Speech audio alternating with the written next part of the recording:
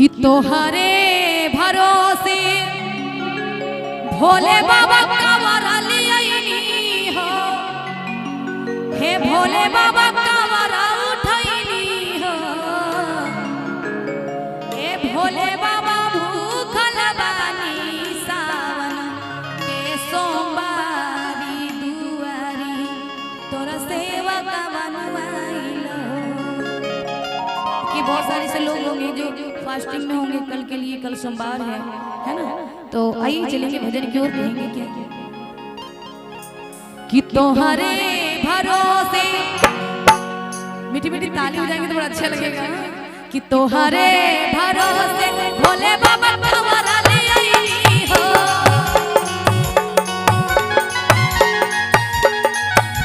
ए भोले बाबा कांवर लियनी हो, ए भोले बाबा तोहरे तारा है आशीर्वाद जिंदगिया तोरा सावरे लुगाई हो। क्या बात है? इधर से भी दीदी आप लोग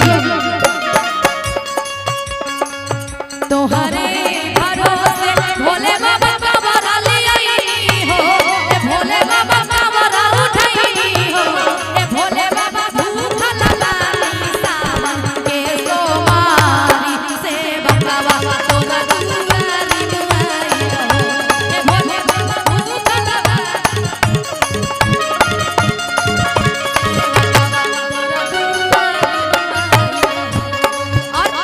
कहाँ में बिला मालू है मैया, कहाँ में बिला मालू है, कहाँ में बिला मालू है मैया, कहाँ में बिला मालू है, हे मैया सभी का तोहरा दो है लागी बात बात मैया सभी का तोहरा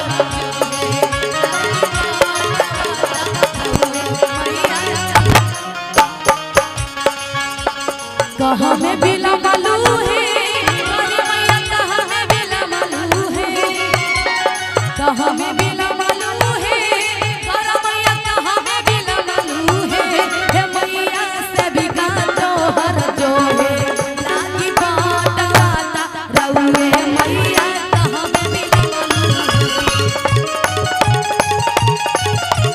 क्या बात।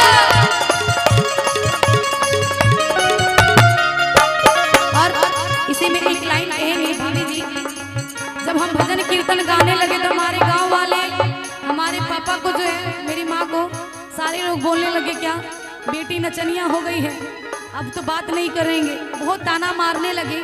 पर भोले बाबा का दिन है कि मेरा जिंदगी संवर गया।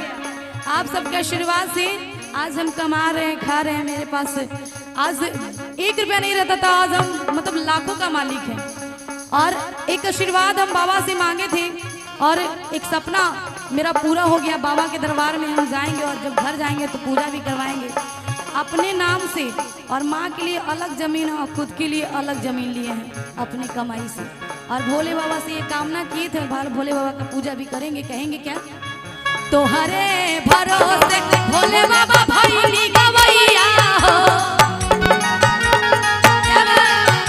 हे भोले बाबा भैली गवैया हो, हे भोले बाबा तोहरे तारा है आशीर्वाद जिंदगिया मोरा सावरे लुगाई हो।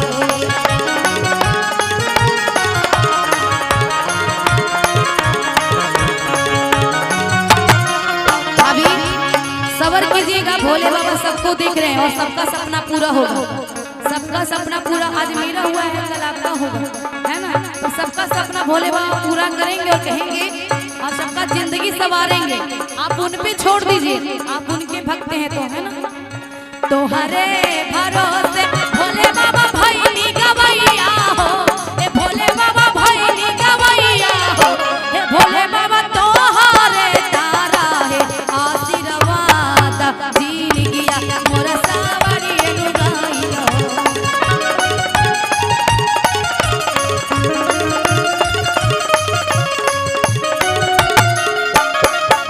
ए भोले बाबा तोहरे तारा है आशीर्वाद जिंदगिया मोरा सावरे